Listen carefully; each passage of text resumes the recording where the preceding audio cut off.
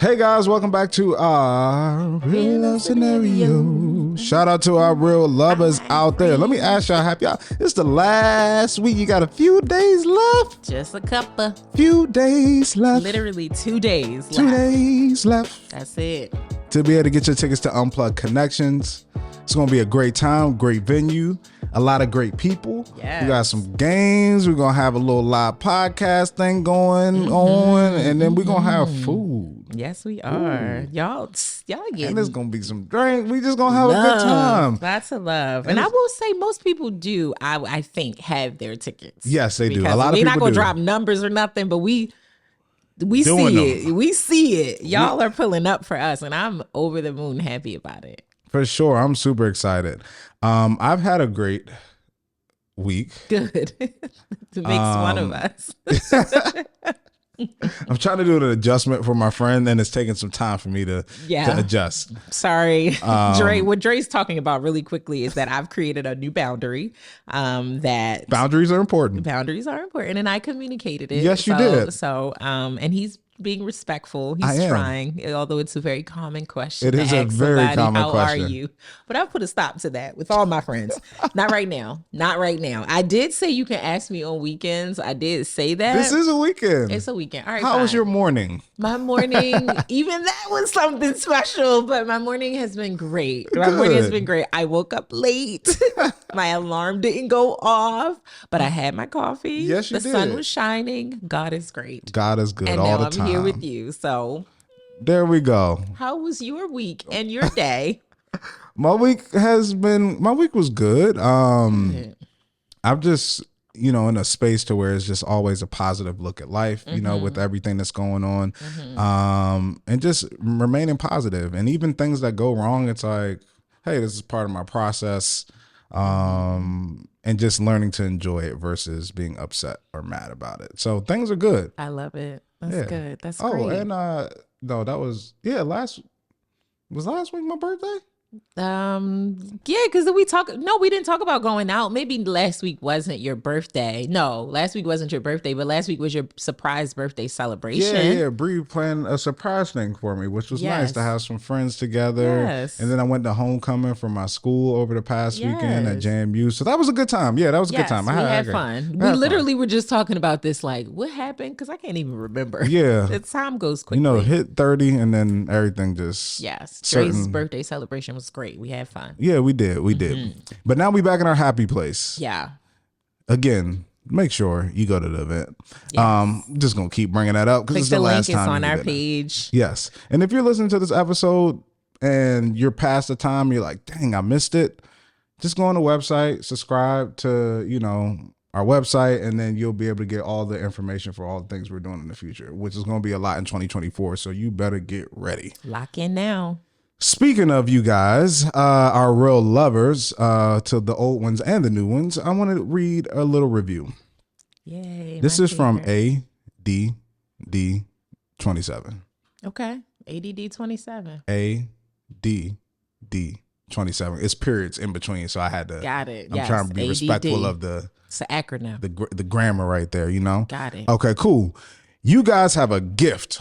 5-star review. As I'm listening to the most recent episode about setting boundaries in friendships, I just had to say thank you. Thank you for your advice. This episode couldn't be more timely. I've recently found myself feeling this in a friendship and have been trying to find the words without sounding harsh or like I don't care. So many of your episodes have given me clarity on issues, both current and in the past, has helped me realize when I may have been wrong. Just so many gems. Again, thank you. Welcome. We appreciate you. Look, I'm so ridiculous. You're welcome. I love that review. That was amazing. People really liked that episode. They felt like it was a good episode because we know our friends be friending sometime, and we love them because they friend, but then sometimes we like tired. You doing too much, friend. You're doing too much, baby. Like, okay, I want you to do better, but I'm also tired of trying to get you there. Help you. Please help those who help themselves. Please, you got to take a step forward, Yes. So good. I'm so glad. I love that review. Yeah, shout out to our real love. And it was the day for my birthday, so I know it was blessed with something special right Good there. energy on that one. I love it. Thank you, sure. ADD. Thank you so much. Are you ready to hop into our real life love scenario? Let's do it. Okay, so who do we choose? We chose Beyonce's internet, right? Yes. Yeah. We chose Beyonce's internet. Sometimes I say Jay-Z's, but I think it's just because of the Carter's connection. internet. Yeah, there we go. Maybe a few weeks has been Jada's if internet. they wanted to buy it, they could. Very true. So this week on the Carter's internet, we just gonna put it there. There's always a lot of stories. Last week we went over the list thing, which is always still hilarious. Yes. Shout out to my brothers for the response. But there was a post on social media and made its rounds to where a woman got ghosted after a date with a man, and basically she just asked like, "Hey, did you make it home? You okay? You safe and secure?" And he waited 3 days to text her, and then she just sent a playful message like, "Hey, just checking in, brother. Did I get ghosted?" And he responds with a little dissertation to her about basically how he was busy and he had this going on, but the way that she acting and asking if he got ghosted, then that just shows that this basically ain't something that she's ready for, that he's ready for. So he's ready to end the situation. Drama. So she said, "I just got dumped because I playfully asked, did I get ghosted because he hadn't responded to my text of, did you make it safely in 3 days? Did I do something wrong?" Number one, Rhonda, did she do something wrong? No. Well, yes, but not what she thinks she did wrong. What did she actually do wrong?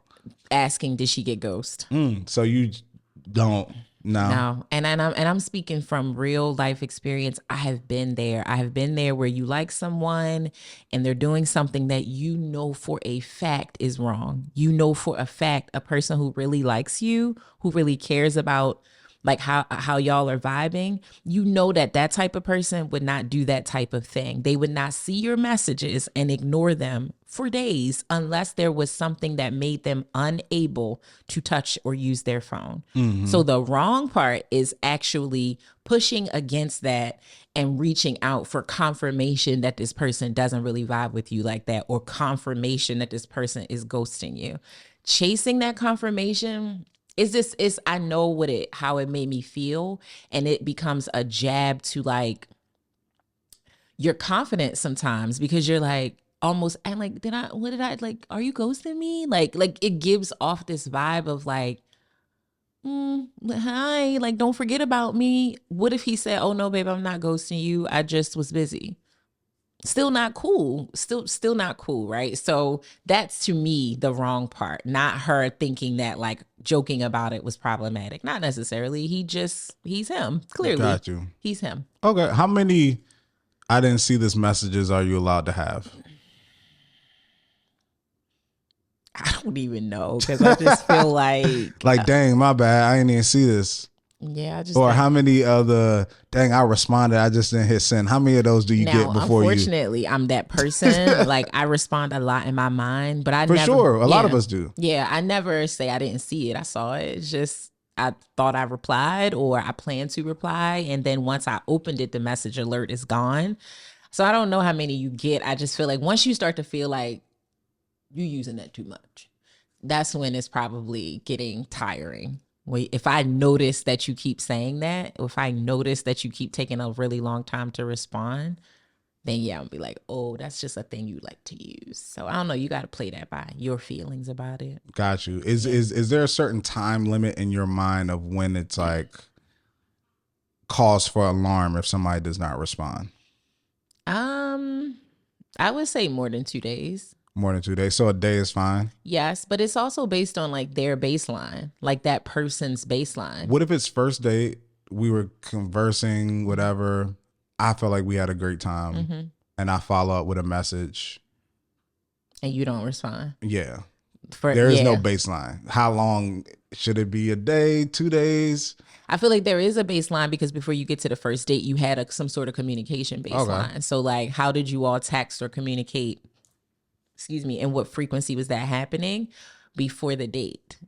So if it was like, oh, he usually responds within 3 hours or within 24 hours, but then after the date, now it's 30 hours or 45 hours later, you're breaking your baseline. So that's what would make me be like, if from the beginning, responses were always very delayed, then you're being consistent. So it's all about how the person's interacting. Again, it wouldn't necessarily work for me. I feel like a day max. A day max is how I would like to communicate. Because especially when you first get to know someone, you already have a life and you haven't necessarily prioritized communicating with them. Like I just met you. So I'm not prioritizing your messages over work necessarily, or just other things that are in play. So sometimes a day might be where you fell on the priority list in my life. Like it might have taken me, if you text me at 9 p.m., it might have taken me until 9 a.m. to get back to you, and that's still not a whole day, but it's a night's sleep. So yeah, like even when I first started dating someone, I don't communicate within certain hours. Like I don't talk to you at 1, 2 o'clock in the morning. One, because I need to be asleep. But also, two, I feel like people's minds sometimes in that time frame are just too loose, too comfortable, sometimes very sexual. And so I would just rather not tempt us in that way, and let's just talk earlier in the day. But once you're my person, doesn't matter. We could talk at 3 o'clock in the morning. Okay. Yeah, so it's all about baseline and following people's behaviors to determine if they're switching up or if they're being different or being weird. To me. Got you. My favorite little part to add.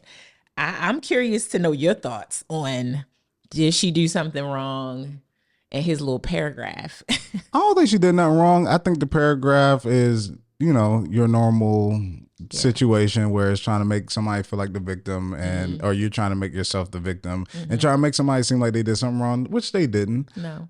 It's a manipulation tactic. Yes. And the thing is that I always tell people this, is that some people aren't as cold-hearted as you think they are, to the point that they would just tell you something straight to your face. Is what it is. They're going to try to use some type of game, some type of manipulation, some type of thing to make it not seem as harsh or as mean of a thing. And this is one way of doing that, is they was ready to, end it, not do whatever. They don't care about the relationship at all, but they use that as a moment like, ooh, this is perfect. Yeah. Like, boom, like I'm about to end this thing and make it seem like it's her fault. So it's definitely manipulation for sure. Yeah. She didn't do nothing wrong. It was him. Yeah, for sure. He just didn't want to talk anymore. I got a question for you. We need to come up with a game. Maybe we call it bullshit or real shit. I like it. Right? Yeah. Yeah. So I'm going to give Rhonda a few excuses. Okay. I like this. For a guy not texting you back in a day, in a, let's say, a 3-day period, just like the woman in this scenario here. And we're going to ask which one it is. Maybe I got to do something more reasonable. A day. Let's do 24 hours. Doesn't text you back in a day. Is this excuse real shit or bullshit? All right, number one. My bad. My phone died and I didn't get the message. You think that's bullshit or real shit excuse? Bullshit. Why is that bullshit? In a day. So you're saying like an actual 24-hour period? We went out. Maybe I text you in the morning. Hey, it was so great, whatever with you. Nothing from the day. And then the next morning, you don't hit me back either. So lunchtime, I'm just like, what's going on? Yeah, the only reason I say bullshit is because, like I just said, it's not the time. The 24 hours actually isn't bad to me if we just started talking or kicking it. Just your excuse was stupid. Like your phone died and that's why you, for a day? No, that's just silly. Like you could just be like, I just had a long day, or I was busy or tied up. Like your phone being dead though for 24 hours, please stop. Some people say that my phone died and my bad, I didn't see it. The message ain't come. I mean, for what are you, 70?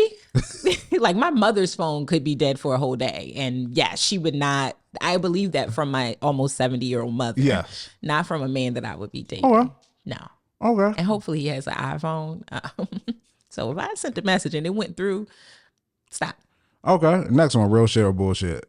My bad, I didn't even see this message. Real shit. Real shit? Yeah. Could be. Didn't see it for a day? Yeah, I guess. Maybe you're a person that has your phone on Do Not Disturb so notifications don't pop up. It just would depend on the circumstances. That could be real. So I wouldn't trip off of that up front. Got you. Yes. You already said your answer to this, but I saw it and just forgot to respond. Yeah, real shit. That's real shit. Okay. Yeah. My bad. I fell asleep And then work just got busy and I forgot to respond. Real shit or bullshit? Real shit. Okay. Happens. Okay. Happens. Now, any of these can become bullshit if you overuse them. If you overuse them, yeah, they can all be bullshit. But I'm always going to try to give you the benefit of the doubt because life gets to be a lot. You know, like I am increasingly getting worse with my text communication, but it's really because of what's happening in my life. It's just so many things moving. Like yesterday, I responded to my mother 5 hours after I read her message. And to me, should have responded to her right away based on the context of the message. But in the middle of reading that was what I showed you with the SWAT team come in. And so it just pulled me away. And then I was running late for another appointment. And so I'm like rushing to do that. And I'm driving. So I put my phone down while I'm rushing. So many things just happened and got in the way. And so when I responded to my mother, I was like, Mommy, I'm so sorry. Like, I'm just glad you're feeling better. Like, if there's anything I can do, like, I felt guilty for sitting on that for so long. So I'm respectful that people have other factors going on in their life. Sometimes people are just like in a bad mental space and they can't communicate that they're like that, especially to you, the guy I met on the app 5 days ago. I'm not going to tell you that I'm over here like, I've been crying for the last day. I don't feel like talking to you. You know what I mean? So I give grace because life is something else. And only once we're in a relationship and you're like my partner, do I feel like not the grace is lessened, but I'm probably just more like in step with you. So expectations are a bit higher for my actual man. So yeah, I get it. Like, but again, these all can become bullshit from the wrong person. All right, last one. Okay. I love this game. You like it? Yeah. Yeah, real shit or bullshit. RS or BS. So after a day not responding, let's say you hit them up and be like, hey, just checking in, see you okay. They haven't heard from you. Their excuse is, well, the last message you sent, I didn't feel like it was something to respond to, so I didn't respond. You think that's a legit answer, a bullshit answer, or that could be a real shit? Bullshit, I guess. That just gives me like you don't like me or something. Like I don't really know. Like what have you ever had somebody say that to you before? Like what you said just wasn't something like worthy of a response. It just seemed like an end of a conversation. It was a statement. Like you didn't ask me nothing. It was just. I mean, that's why I was like, I mean, that could be the case. Like if you said first, I really enjoyed our date a couple days ago, and then I sent back, yeah, me too. That is kind of a closed response.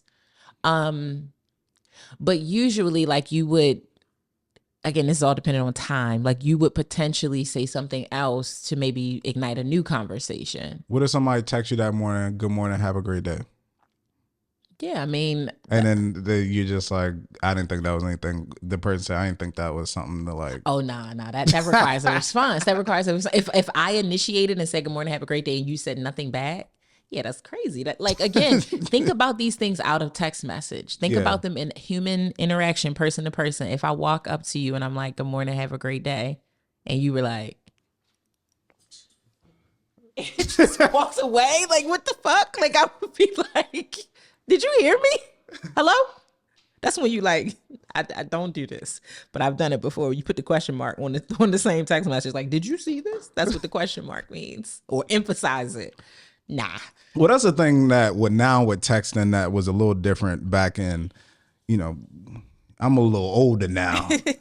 So I had the times to where, you know, first there wasn't no phones. And then you had the 3 button them joints like to get to the T or to get to the R or get to the, you know, and you was and you had if you had a sidekick or you BlackBerry, he was good. You was like that BlackBerry was like. But we have now, strong thumbs, okay, this generation. But now you have the emphasis, so you could at least heart that joint or like it. Like you don't even gotta say nothing. If you can't even do that, then I'm like, come on. Yeah, it's just lazy. Like anytime laziness starts to feel like it's a recurring theme, I just don't want that because this is actually the time where your effort is likely usually high. Very true. But if you lazy from the door, like you don't like me. Like, and so let's just stop. Let's move on. right? Because your life again is going to get into the mix if we wind up being in a relationship, and naturally, once you have somebody, I think it's just human to not necessarily take them for granted, but to get really comfortable with them always being there. So your efforts are not necessarily low, but they're coasting. But when we first meet, this is like impress. Ooh, let me make sure. Hey, think about you. Bop, bop, bop. Ooh, send it. Look at this little article I was reading. Like, this is the time. So if you're not giving me sparks and stuff, sprinkles and stars up front, I'm just like, no. Like, what does it take for you to say you too? Good morning, you too. Like, if you can't put forth that and that feels like too much effort for you, or you would literally say, I didn't think that warranted a response, I am taking that in fully into the future of like, oh nah, we not gonna be able to be in a relationship with you being like that. For sure. No. So I don't ignore those little signs. I just don't. Because I also want someone to really like me. Yeah. You know, so if I feel like you don't, I'm not wasting my time. For sure. And that's a lesson for people. Yeah. You got to understand that if somebody decides to ghost you or not talk about you or not talk to you, it doesn't mean it's anything wrong with you. Nope.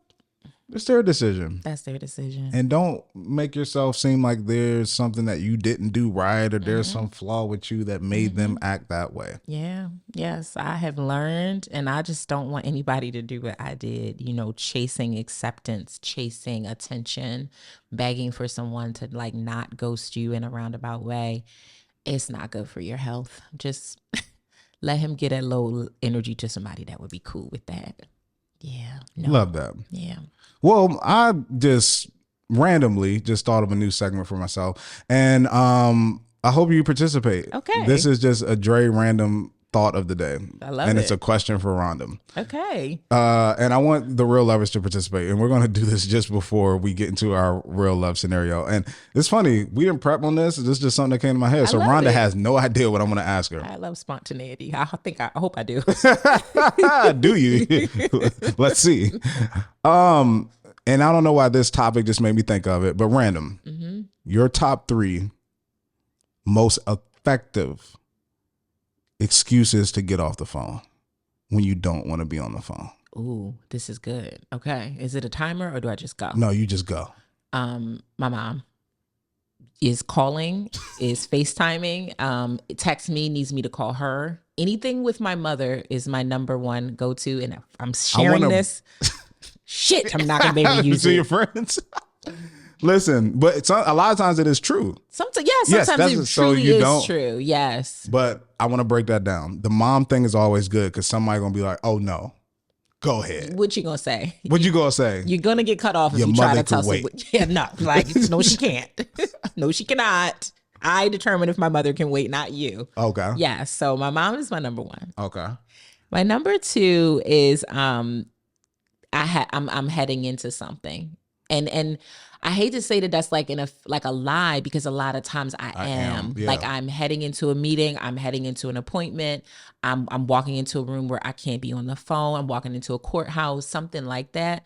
But because that is truly my life a lot of the times, even in the moment where it isn't, it's a very effective way to go, because again, we don't even have time to go back and forth about that. I'm literally telling you, I'm walking into something. Your only response is, okay, cool, call me back. Like, you can't say anything else, because anything further, and I'm like, I gotta go. Like, boop, gotta run. So that's number 2. Number 3, I'm gonna share this. I've only used it twice. It's really one of my friends' effective ways of doing it. I wonder if it's one of mine. Go ahead. It might be. It's so fucking rude. It's so ignorant. I'm sorry. Airplane mode. You just hit it. You just end the conversation abruptly. Like, go to the top, hit it, phone disconnects. You can, and leave it that way for a little while, because your phone died. And I've used it a couple times, but this is one of my friends. I don't even know if that person does that even all the time. I think she just sometimes hangs up. Like, boop, that's it. I'm done. I'm done. I've called her back. Like, did you fucking because I know this is one of her tactics, but it's worked. You say nothing. You just like, airplane mode. Gotta go. Phone dead. Phone died. So yeah. That's it, guys. Sorry. I'm sorry. But Now yeah, for all those who get Thank- calls from Rhonda and she's like, my mom's mom's calling. calling. I'm about to walk into somewhere. or the phone just hangs out. You know what happened. You know what happened. Damn, that's good. That's a good segment.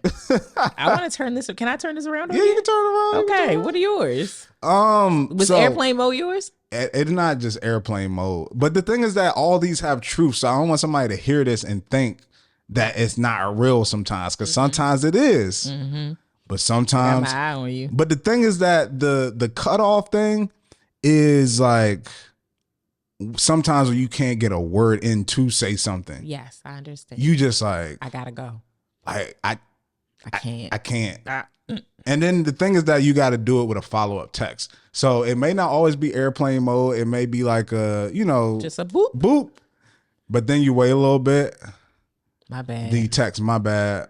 My phone died. disconnected. My phone died. I went to a bad area.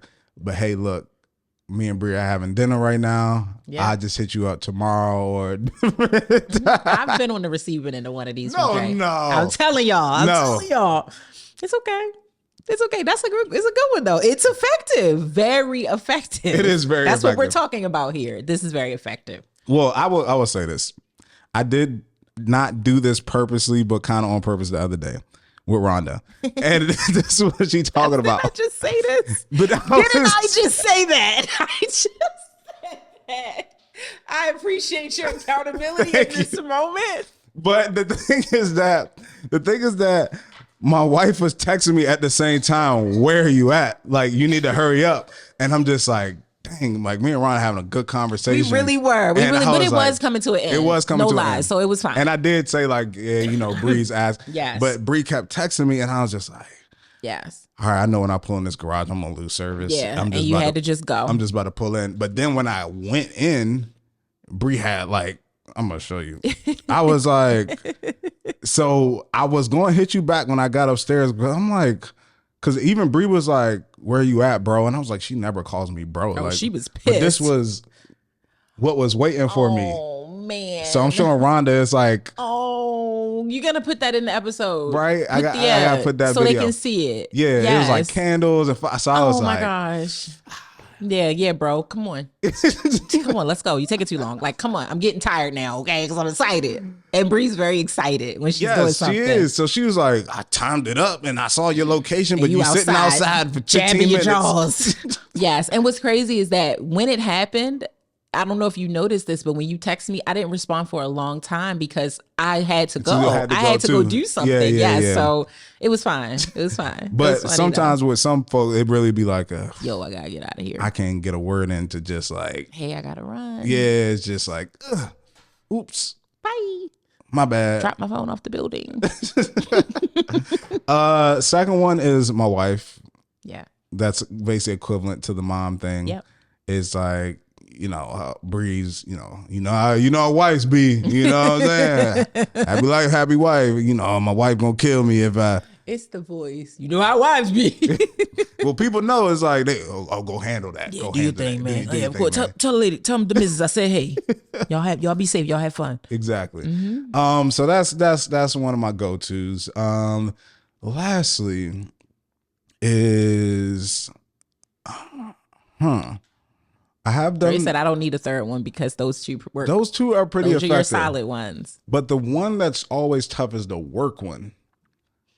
The work trying to hang up a call and you Yeah. just like, Yeah. okay. And then you hit them with the roundup, right?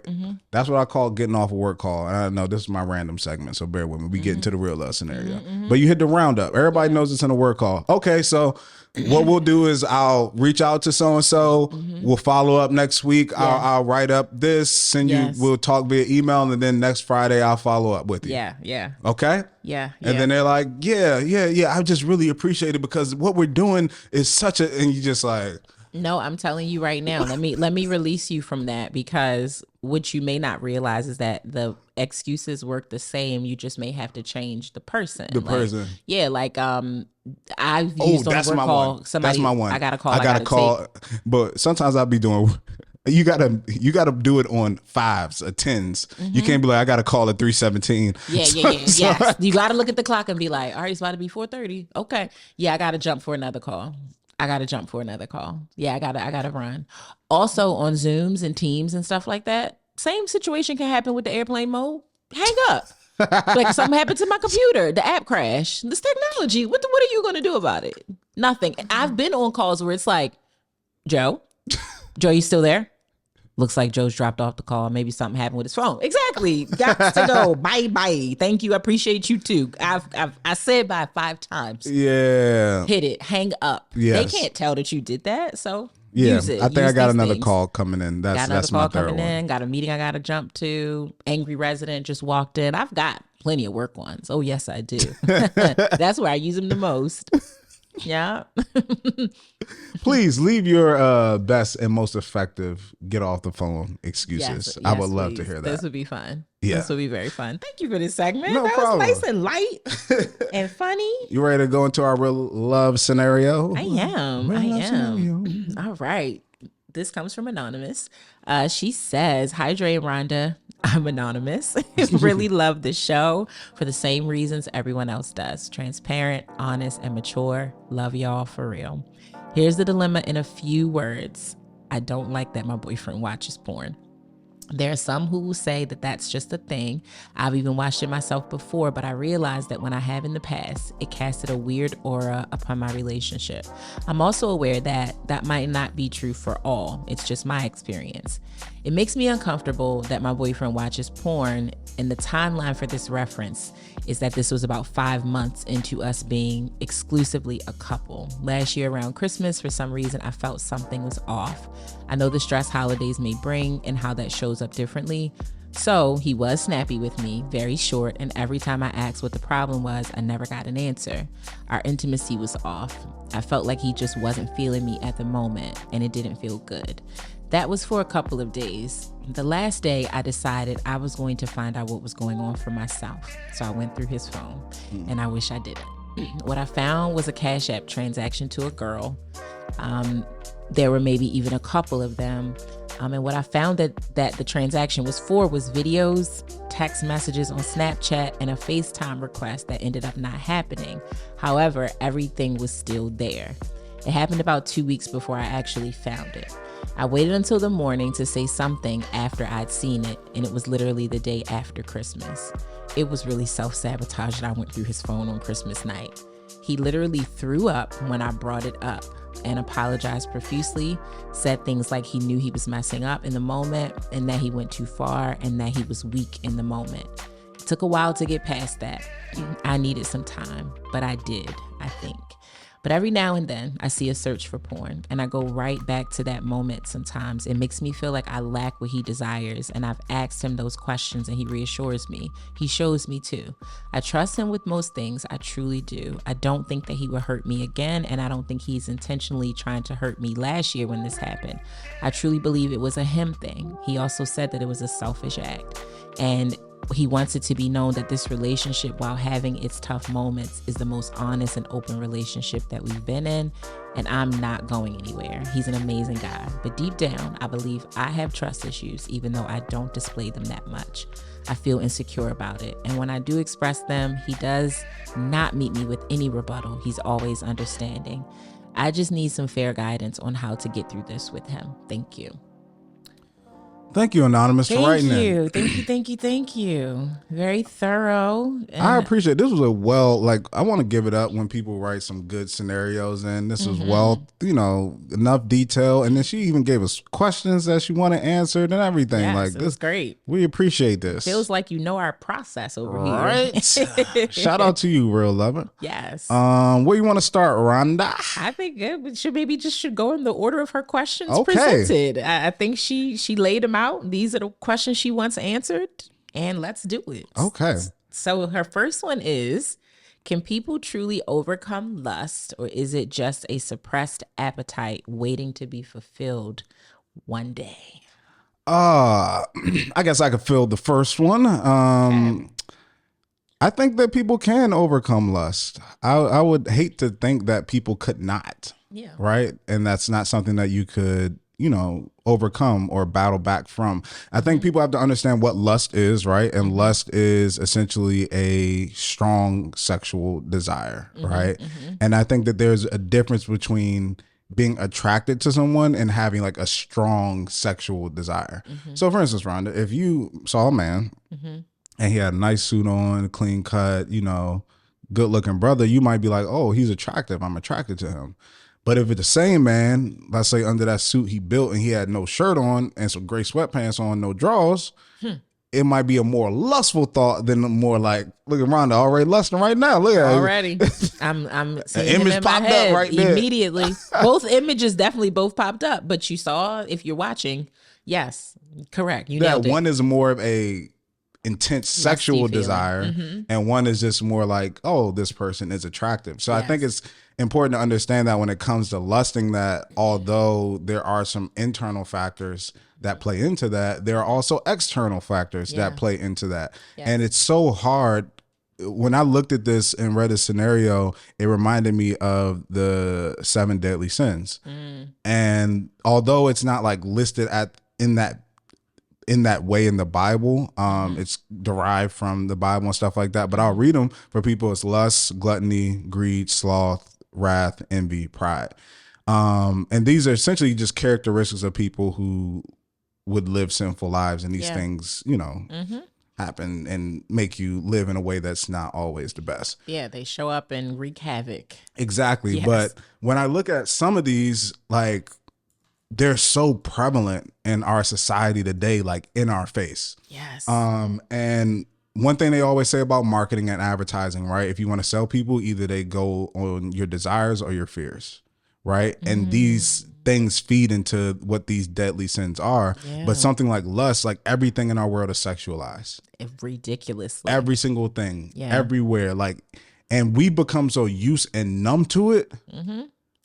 That it seems normal. It almost seems weird when it doesn't happen. Exactly. Yes. But when you look at our society and you look at the things that are going on and you read and you listen to music, like I just remember even sometimes, like even as wild and crazy and sexualized this world is, when I listen to WAP, those lyrics, it's like, this is very depictive and very.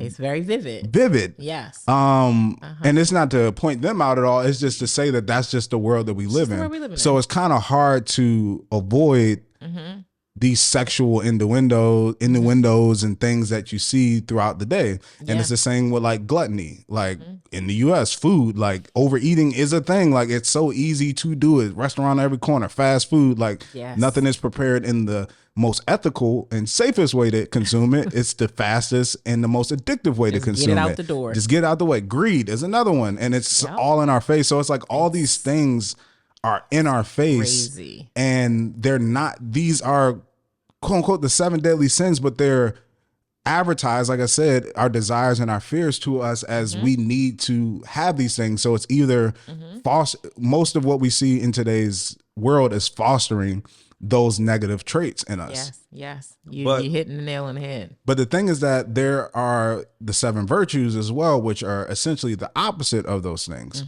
So with lust, it is chastity, and that is it's saying refraining from sexual activity. Some people know it as celibacy, but it's refrains from sexual activity that's considered immoral. So like things that aren't right or aren't good for you and stuff like that. And also temperance is a big thing too, is that it's using something in moderation and have self-restraint. And it's like, that's the spectrum. So if there are deadly sins, there are virtues, and there are a way to move yourself on that spectrum. So when it comes to the lust, I do believe you can get past it, but it takes a certain level of intentionality behind wanting to get past it. And I've said this before, and I'll throw it to Rhonda after this, is that one thing that I've always said is that motivation is easy. It's easy to find motivation. You see a quote, somebody says something, you hear a sermon, a friend says something that lights a bulb or something like that. Motivation is easy. But motivation is just lighting the match. The hard part is discipline, Yes. which is sustaining the flame. Yep. And you have to build the mechanism for yourself to sustain the flame. Yeah. If you know that you're struggling with something, you have to put blockers in place. You have to say, hey, babe, I am struggling with this. I want you to block these sites for me, and you come up with the password. I can't. So even when I'm trying, I can't. It's making it harder for me to access these things. Going above and beyond. If I see things on Instagram, I'm unfollowing that page if it's showing something sexually suggestive, because I know I can't deal with it. Not that other people, I can't deal with it. And I have something that I'm trying to do. Like, I'm motivated, but I need to sustain this motivation and be disciplined. Yeah. So if you want to get that, you have to have that intentionality. And the last thing that we all need is that you have to acknowledge that you are struggling with it. And I think that's always difficult when it comes to something like porn. Yeah. Because, I mean, people, it's just an act that people don't openly like share that you do a lot, or even if you do it a lot, you tone down how much. Yes. Even if you're in your house by yourself, people listen to it with headphones on. Yeah. Because it's just like, wow, I don't want this just blurting out in the open space, somebody walking by my apartment. Like, I just don't. Like, it's something that a lot of people feel ashamed of to do and say they do. So I think that you first have to be able to acknowledge, like, dang, I really struggle with this. Yeah. And therefore, me knowing I struggle with this, I see the negative effects of what this can be in my life. So therefore, that is enough motivation for me to build a mechanism to sustain the motivation that I have to stay disciplined to not do this any longer. Yeah. Listen, I don't really honestly have much to add on that point. I agree with you that I think that people can absolutely overcome lust. You can overcome practically anything that you really want to overcome. That could be addiction to not just porn, anything, but it takes a lot of work to, like you said, it takes a lot of discipline. And it also takes, honestly, some of that discipline, like you said, is getting people involved around you because you know your weaknesses. Like, it is not... it's nothing wrong with creating accountability partners, even if that's your actual partner or friends, to say like, hey, this is a problem. Here's how you can help me. Like, I actually need you to help me, and be very honest about that. You don't know what capacity people are willing to support you. And if they don't know that you have a problem that you need help with, so you just have to speak up about it. I think that, like you said, porn is so incredibly acceptable. It's just like drinking alcohol. Why people think that it's crazy when someone doesn't want to take a shot or doesn't want to have an alcoholic beverage. It's like, what do you mean? People act weird when you say that because it's so incredibly socially accepted that they try to make you feel like something is wrong with you. And it's like, you have no idea that someone is abstaining from alcohol, not because they just don't want to be fun. It could be because they are working through something, or they found it to be unhealthy for them, or they don't like the person that they become when they drink alcohol. So I just think you definitely need to get the people that are closest to you on board to help you with things. And yes, I mean, being addicted to or feeling very drawn to porn, or feeling like you do it even when you're not like alone, like you said, you just have it on and it's people in the room with you, but you need to have it so badly that you're willing to just listen to it while you're at work or you're in a party or things like that. That is when you have a very unhealthy relationship with it. I'm not a person that feels like watching porn is a bad thing blanketed, but I also can absolutely understand people's position on that. I can very much understand it because sometimes when you see it, even if you don't overindulge, it is a very curated idea of how sex is supposed to work.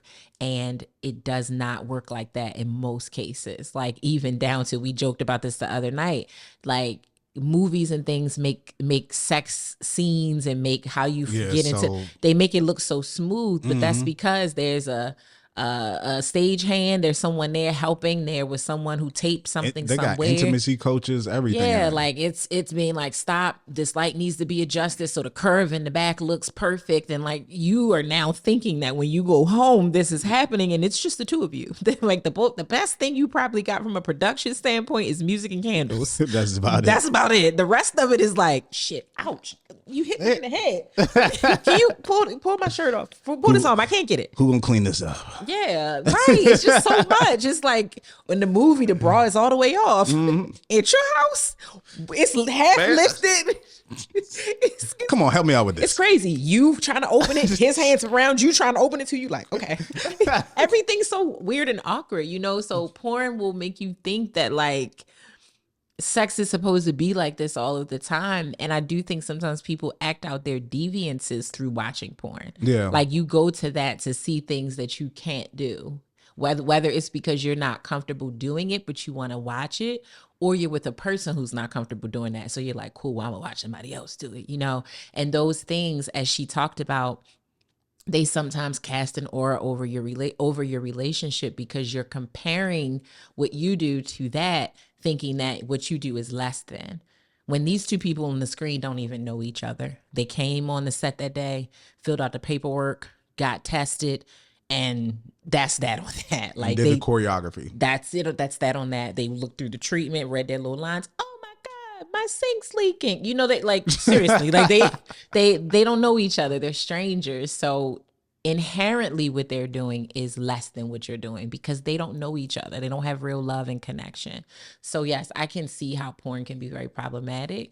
And it sounds like it is for him, for sure. Yes. And that was one of her questions too, is like, do you feel like watching porn can have its negative effects on a relationship? I think for sure. Yes. And I think, so listen, I'm nobody's father. Mm-hmm. I'm not your God. According to Mona, your dad. According to Mona. Yes. But I'm nobody's father Mm-hmm. that's listening to this. Mm-hmm.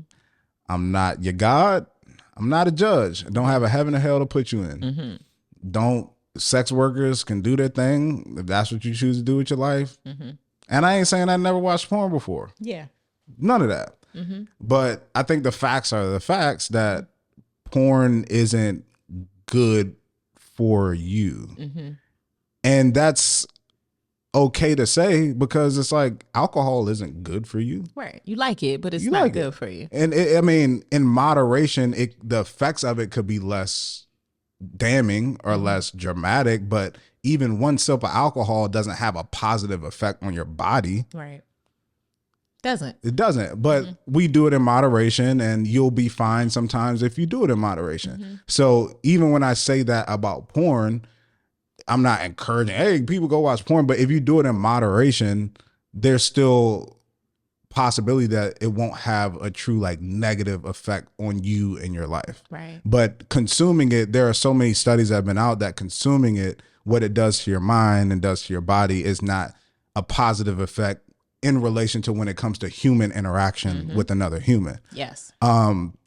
So if you consume it regularly and often, just like with alcohol, it can have really bad effects on your mind and your body.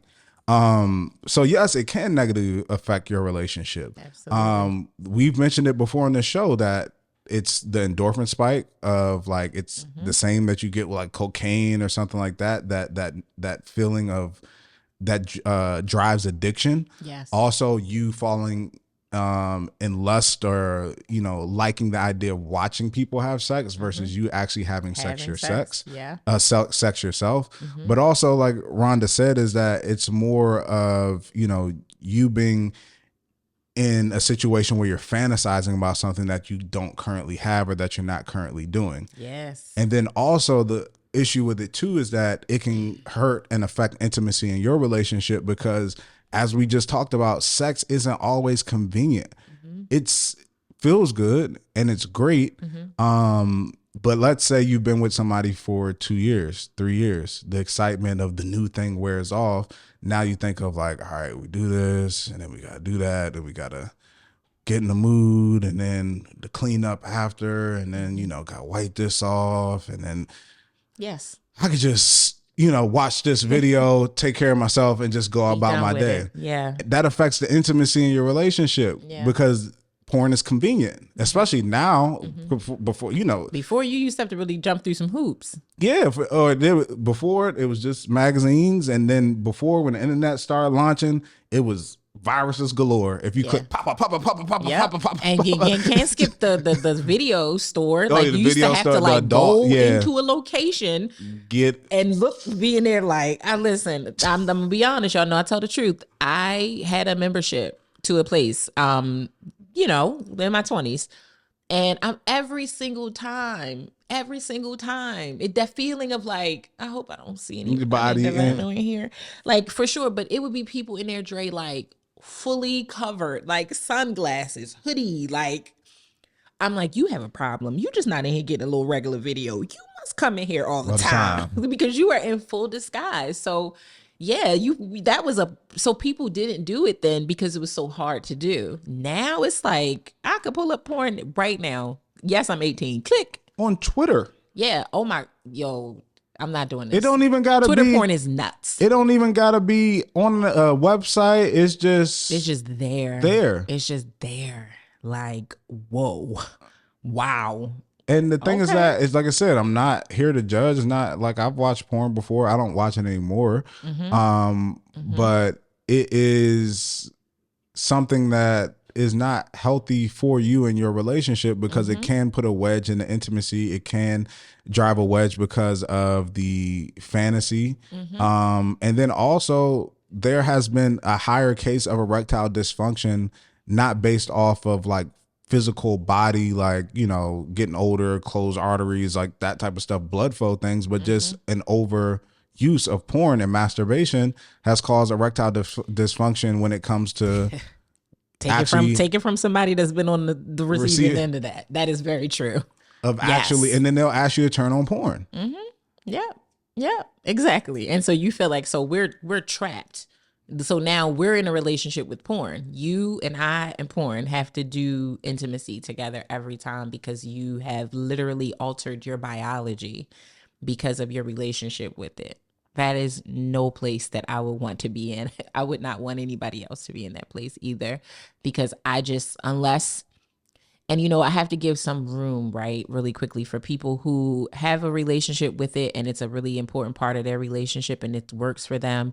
That's cool. We're not talking to y'all. That I feel like most people, it will create an unhealthy dynamic between the two of you, especially once it alters biology, especially once it alters mood and your ability to perform. And that's the thing that I want to talk about too, is that a lot of times so as humans, the only things we need really to survive and live is air, water, and food, right? But there's a lot of things that we train our brain, whether that is like an addiction, whether that's porn or anything like that, to where we go throughout our lives and feel like we need this thing. Yes. And it's like, no, your brain has just been now rewired to feel like you need that thing, conditioned to feel like that. Yeah. But you can retrain your brain. It just takes time. So you can get to a point to where you don't desire it like you desire it anymore. But that takes the discipline. Yes. To be able to do that. And that takes time and it takes patience. Yeah. In order to do that. But you can get past those things and you can, you know, do better in that space. But to answer her question, yes, it can negatively affect your relationship. Absolutely. And I think that if you're in the position that you're in now, that, you know, although we say moderation is, you know, maybe okay for your relationship, that you guys really need to put some intentionality behind this and, you know, try to wean this feeling that he has. Because one thing is, like, it's a difference when you were talking about in the day that you were talking about where you had to go and get it. That might have been the only way that you can like watch it, because the internet may not have been as, you know, whatever. But it's with how accessible it is now. If you're paying, like, now, if you're paying now, it's like you really got a problem. If you putting in that credit card information, you love porn. Like that's a lot. Like, because it's so much free. Yeah. It's so much free. It's so much. I mean, that's why I like chuckled at the Twitter reference, because I'm like, dog, I have mistakenly saw porn on Twitter. Like, I didn't even mean to get there. Like, I'm just scrolling and I'm like, oh, is that somebody giving triple gawk? Oh my, like, what in the world? Like, I didn't even mean to see this. So yes, if you are paying, I used to joke and say, like, if you know people's names, you have like stars that you follow their careers, you have a really close relationship with porn. Yeah, you're really in it. You're really in it. You're not just, this is nice, it's sexy, or I'm single and this is what's, carrying me over. And I will say, I've said it about toys, so I feel the same way about porn. Absolutely nothing trumps the real human experience for me. Nothing. Yeah. Like, I could watch a man that might even have a better whole situation, package and body, and I would still rather actually have sex with my man and not watch other people have sex. Mm-hmm. Honestly, that is not going to do anything but make me want to have sex with my person. Like, cut this off. Cut this off. I am ready to see you, baby. Like, yeah. So nothing will ever beat that for me. For sure. Yeah. So let's go to our next question. Okay. Is this an actual insecurity that she's feeling or controlling behavior? So I feel like it's a little of both, if I'm being honest. And when I say a little because the controlling part, I don't necessarily think that's really controlling. It's just you're feeling like you have to try to control it because he's not necessarily controlling it. Like you just talked about, he's not creating a situation where he's put up some really firm boundaries for himself, brought you into the process. And I think the controlling part is the digging. You going in the phone, you still looking up his searches on the internet. You're doing things to try to control and see what's happening with him so that you can fix the problem. And so to some degree, it's like not a bad thing that you're trying to investigate so you can see what's really happening, if what he's saying is true, if he's someone that you can trust is really working on this. But I also want you to know that that's just not the way to do it, right? To pry and to go into things that are personal to him, his phone, if he's on the internet, like think about it. And when I get off of a computer, I don't want my man to come behind me and get on the computer just for the purpose to see what I was doing on the computer. Like that's intrusive. But you're doing that because there's a problem that's unresolved. And so it's like, I get it, but still. The other side of it, that yes, it's an insecurity that may have been created. It may have been an insecurity that you didn't have originally. But of course, when you see that your person is seemingly lusting after other people by way of porn or by way of anything, like you talked about on the internet, social media, you follow all these women and it's like, of course, especially if I don't look like those people, I don't perform like those people, of course I'm going to feel like, what's wrong with me? Like women can sometimes feel that way even when there's no tangible comparison. Yeah. They don't actually see you looking at anybody else. Sometimes that's just a feeling that some women have of like, if you just start being different, if you just start doing one or two things slightly differently, sometimes women jump off the cliff into, is it me? Like, is it somebody else? Are you like we automatically go there. So once you introduce that there is something else that you set your eyes upon, even if it's something that's not tangible. One quick story is that I was dating a guy who sometimes posted like women that he found attractive. Like he would just post it. We weren't in a relationship, but he like would repost it. And like clearly he's attracted to this. And I'm just thinking to myself, like, I don't like it. I don't like the way that makes me feel, that you are like lusting after this person. And he's like, his answer and excuse to me is, I could never get her though. And it's like, that's the reassurance. That makes me feel better? That's the reassurance. So I mean, because she is not like a earth angel, so you could find somebody like that look her, similar. Yeah, for and sure. who's to say you couldn't get her? I mean, maybe not today. Maybe you live in a different city, country. I don't know, but that doesn't make me feel good, because even if I have a lusty feeling, like y'all know, I love Idris Elba. I think he's one of the finest men in the world. Mm-hmm. But if I'm with a guy, like I'm in a relationship, you're not going to see me reposting Idris, or, I see him on camera and I'm sitting while my man is right next to me and I'm like, I don't think I could get Idris mainly because he's married. Yeah. Mainly because he's married.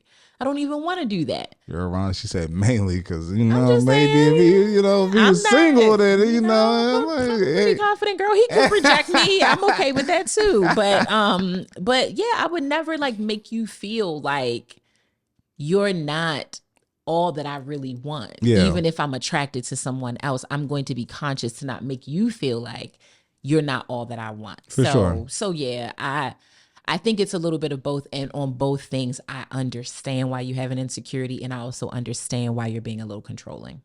Yes. Got you. Yes.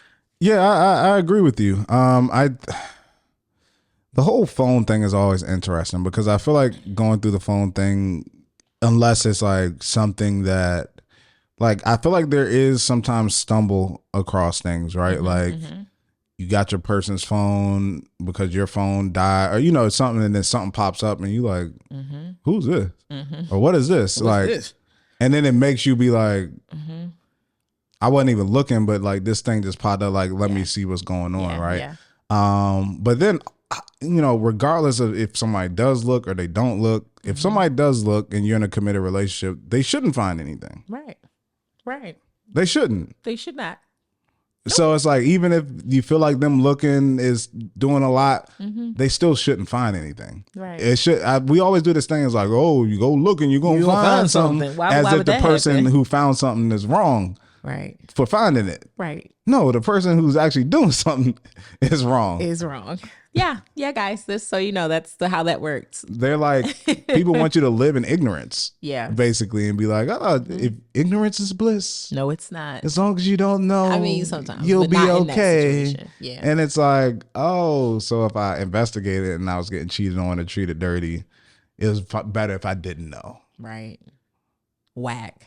Like, I mean, yes, because duh, how could I be mad about something I don't know anything about? But like, dude, yeah, no, nah.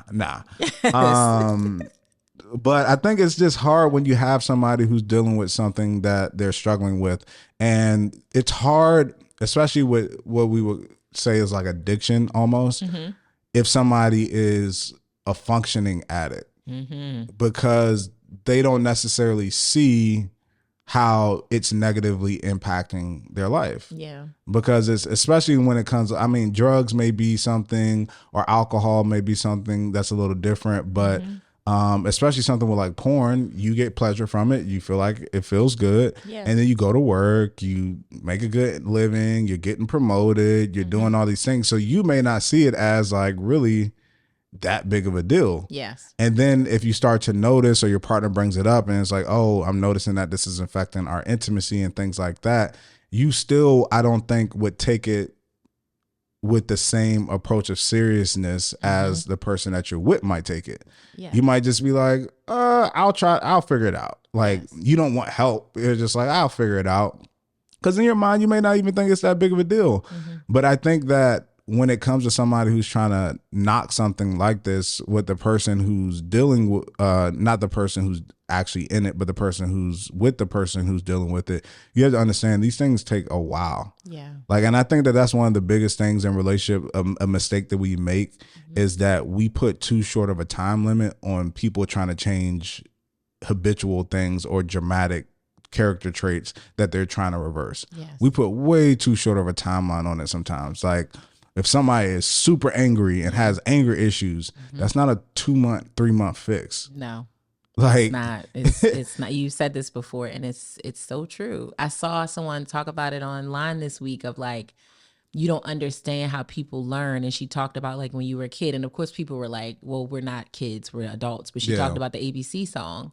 Like, how many times, we probably don't remember, but you think the first time you heard that, you got that? You didn't. No, it took you a long time. And to be honest, it's still busting some of y'all's ass. That elemental P, yeah, it's just still killing you, okay? Like, you are like, y'all are rolling through that and not saying those letters. And so you don't stop needing to cognitively learn like that just because you grow up. For sure. Just because you grow up, that doesn't change. You do have to like be disciplined and get it into a routine. And where she really ragtagged in her point was like, think about how many times you said you were going to diet.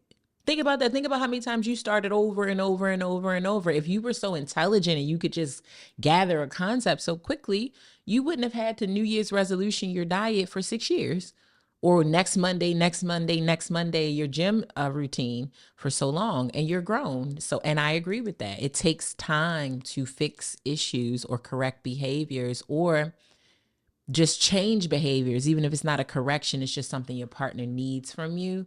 It takes time. You can't expect stuff overnight. For sure. You can't.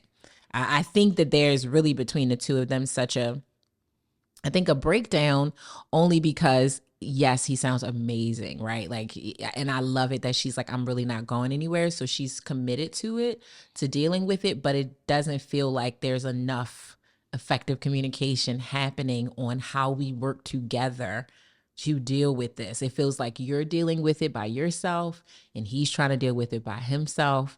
And so there's no togetherness on how to actually get over it, truly get over it. I think that just comes with maturity, not even in age, but just in a relationship. And I feel like that's kind of the circle of kicking a habit, is that you bring something up to somebody, they may deny it at one point, and then they get to the point to where you truly are adamant about it. They may realize it, and then they say, okay, I'm trying to kick it, but I can kick it. Like, I can do it.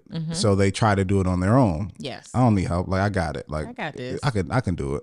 Yeah. And then it gets to the point to where they realize that they need accountability and they need help. And then that's when it comes to a full circle. And then as you mature more in your relationship, you understand that if you guys do things together and hold each other accountable, then you are a lot better off. But it takes time. It's a cycle. Yes. Like, we've all been at places to where, like, we were trying to kick something. Or first, the first thing is we bring something up where we're trying to stay disciplined. And then in your mind, you're like, I could do that. Like people always say, oh, you smoke too much. I could stop anytime I wanted to. Okay. And then you realize. Like, I can go out and not get a drink. Like, I don't got to do that. Like, Yeah.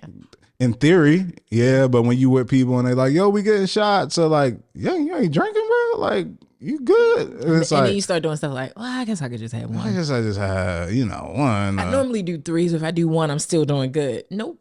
Exactly. It's Nope. like, You've already broken it. exactly. You've So already it's like, fractured that's it. part of the cycle. And then you, like I say, you get to that point to where you like, you'll get to a point sooner, hopefully sooner than later, you realize you can't do it alone. A lot of times. And then that's when they'll start to enlist help. But you have to be ready to receive that. I've always told that, especially with men, like, it's a vulnerability. I can't do this. I need help. Like, for a man to say that, and especially something that he may be ashamed about too, Yes. be ready when that happens, because like I said, that's going to be that moment to where you can, really insert the things that you feel like could help him, and you can give suggestions to where he will, listen to you. Yes. But I just think it takes time for you to get there. So if you're saying you're going to be there, just understand that it's a long-term thing.